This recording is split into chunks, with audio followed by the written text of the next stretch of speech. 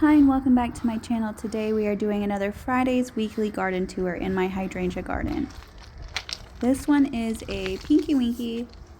It is flopped over. I did stake it to begin with and it never branched out on this side. So I don't really know what's happening with it.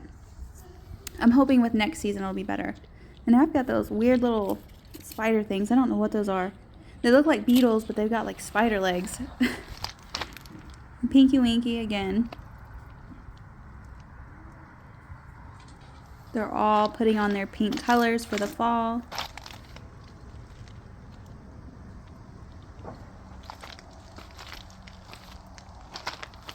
And this is the limelight hedge that I have. Very, very gorgeous. So all of my plants are 3 feet apart, root ball to root ball. And this one is huge. You can see how big the blooms are compared to my hands. And they have that light dust of pink on them compared to, you know, your firelights or your Pinky Winky or Limelight Punch. I do size control these in the early spring. I do that with all of my hydrangeas because these are panicles, and panicles are one of the biggest hydrangeas you can get. So I have a lot of maintenance that I'm going to be doing in the spring because I want to move some of these rocks around and change the gutter to drain out to the side of the house and not the front of the house. So this is a view of them all together. That one's 1 plant, 2, and then 3. And then you can tell when we've had storms, you can tell when they start to get like flopped or like spaced out in the middles. This is a Pinky Winky.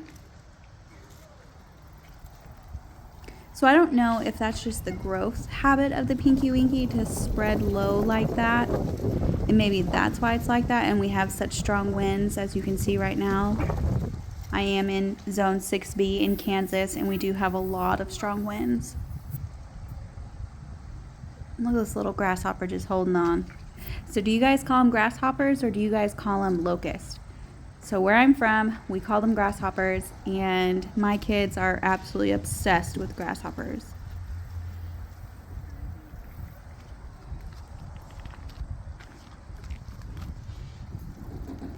So this is a little lime punch. That one's not as vibrant pink as my other one that I have at the other end. And this is a firelight. I love, love, love everything about the firelight. I love the growth habit of the firelight, the way it's just like almost stick straight up. And I love the bright, bright pink color. Pink is my favorite color.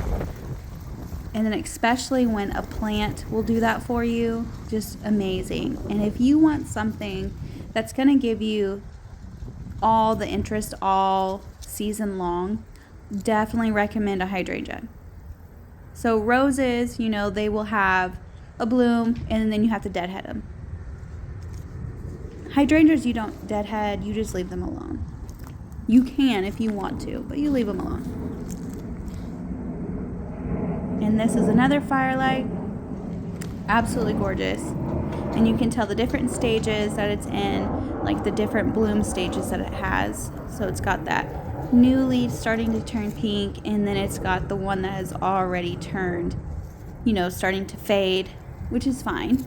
That's just the life cycle of the blooms, but they're still gorgeous. I leave them on all season until early spring. So that's about like after Valentine's Day is when I start to prune mine back. Gorgeous. I love the way they sway in the wind.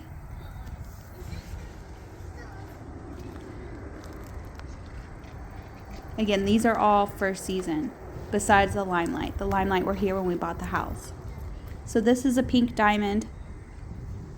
I don't know what these bugs are. Those look like moths and then like a big, I don't know, like beetles. I don't know what they are. Pretty gross when you look up close, but they're all getting that nectar. So whenever I say that they have that fertile flower, that's what they're getting. That fertile nectar inside, because the panicle flower, like these ones, don't have that. So this is the back side of the limelight, just absolutely gorgeous. gorgeous at every direction. This is another Pinky Winky.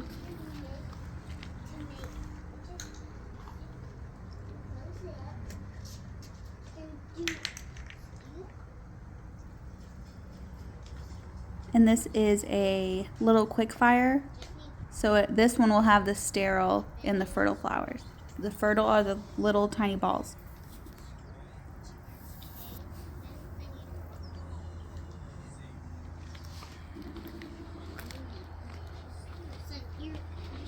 And this is another Pinky Winky.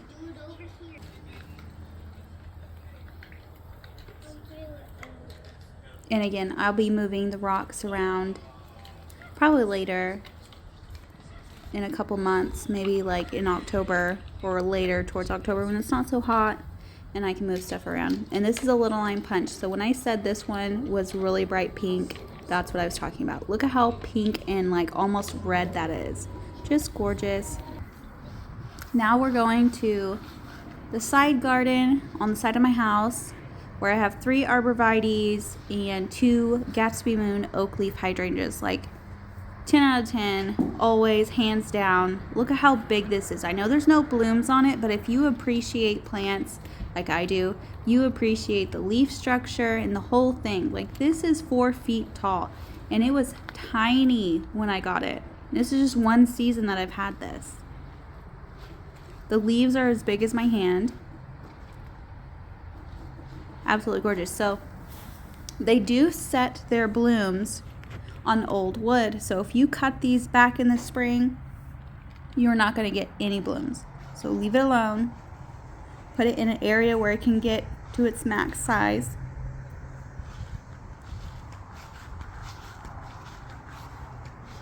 So there's irises and lilies back here too that I thought would look really pretty with all the spring blooms, and then when the blooms happen on this next season, fingers crossed, I'm really hoping that I get blooms on this. And they're all coming from one stalk. Like just gorgeous. A power plant is what I would call this. And there's the arborvitaes. And that's going to be the end of today's garden tour. Thank you for watching. Like and subscribe.